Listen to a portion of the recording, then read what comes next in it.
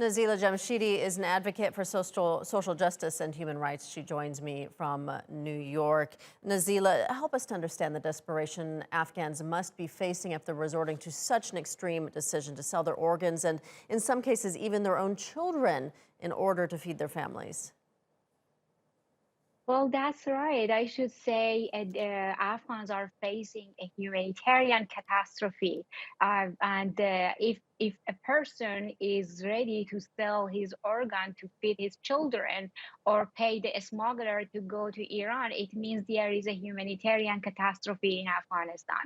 And unfortunately, Afghans are trapped in such a tragic situation as the result of the Taliban's policies toward human rights and the form of the government, like, all men, all Taliban government, they have formed, and the international community responds to those actions of the Taliban. So on one hand, the sanction, and the other hand, the Taliban resistance to the change that international community is demanding, and the demand of the Afghan population, especially women. So it's just hurting Afghans much more than decades of war.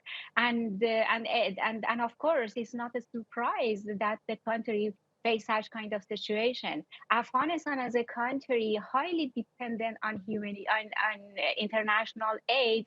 Now, when you cut off the aid, it faces the crisis, and it faces such kind of a tragic situation that people cannot feed themselves, but they have to sell their vital organs to do so. So I should say the situation is absolutely out of expression. It's so there, and it's a catastrophe. The United Nations says it needs $5 billion to prevent humanitarian disaster in Afghanistan. Even if international organizations were to pledge that amount of money, how would it be possible to even deliver it to the people in need in Afghanistan?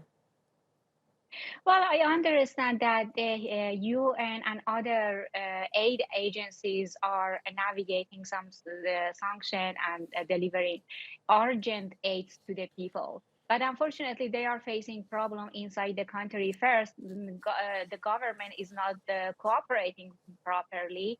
As I hear from people on the ground, some people do not have not received any sort of aid so far.